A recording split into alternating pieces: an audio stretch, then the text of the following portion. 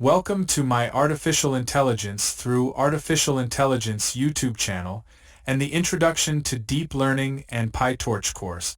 This is a continuation of Video 8 and Video 9, where we explored saturation, loss function, backpropagation, early and later layers. In this session, we will focus on derivatives and partial derivatives, which are very important concepts to fully grasp backpropagation, gradients and vanishing gradient problem. So let's dive into this key concept.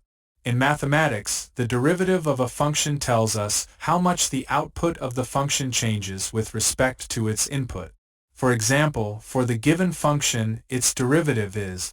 This means that the rate of change of f, x, with respect to x is 2x. In other words, the derivative of a function represents the rate at which the function's value changes at a specific point. When we say the derivative tells us how steep the function is at a given point, we mean if the derivative is positive, the function is increasing at that point. If the derivative is negative, the function is decreasing at that point. If the derivative is 0, the function is flat at that point, mean no change, like a flat ground. Derivative may be explained with some examples like, if x equals 3, the derivative equals 6, meaning the function is increasing at a rate of 6 at x equals 3. Or if x equals 0, the derivative equals 0, meaning there is no change at this point, a flat slope. Or if x equals minus 2, the derivative equals minus 4, meaning the function is decreasing at a rate of 4. Let me explain derivative with the help of a real-world example. Imagine you are driving a car in a hilly area. The steepness of the road at any point tells you how much you need to accelerate or brake. The derivative of the road's elevation function gives this steepness. In this case, f, x, represent the elevation or height of the road at position x. Its derivative measures how quickly the elevation changes at point x. If you are on a flat road, your car is neither going up nor down. There's no change in elevation, meaning the slope or derivative is 0. When you start climbing a hill, the road slopes upward. The steeper the hill, the greater the derivative. Here, the derivative is positive, meaning your elevation is increasing.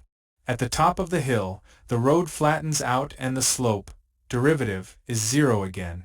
Now, as you start to come down, the slope is negative, meaning you're losing elevation. A steeper downward slope means a more negative derivative. To conclude, we can say that a steep derivative helps the network learn faster in that region. A negative derivative means the loss increases as the weight increases. A flat derivative, near 0, causes slow learning. A partial derivative of a multivariable function measures how a function changes as one of its variables changes, treating the other variables as constants. For example, for the given function, the partial derivative of f with respect to x is, treating y as a constant. Let's try to understand partial derivative through a real-world example. Imagine you are optimizing a cake recipe based on two ingredients or variables, x for cups of sugar and y for cups of flour. So, t, x, y, is a function representing taste score, a kind of loss function aiming to maximize it by the ingredients x, that is sugar, and y, that is flour. Here, we will observe rate of change in this function with respect to sugar, keeping flour variable constant.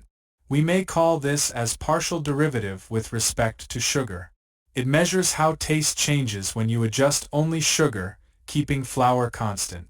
For example, if derivative of test score function with respect to sugar is 2, and we add 0.5 cups of sugar, it will improve taste by 2 times 0.5 is equal to plus 1 point. To conclude, partial derivatives highlight the effect of one variable at a time. They power gradient descent by showing which weights need adjustment and by how much. For example, if the rate of change of the loss function L with respect to weight W1 is minus 0.1, increasing W1 reduces loss slightly. That wraps up today's video. I hope you now have a good understanding of derivatives and partial derivatives. If you found this helpful, please don't forget to subscribe, like, share and comment To stay updated with this series,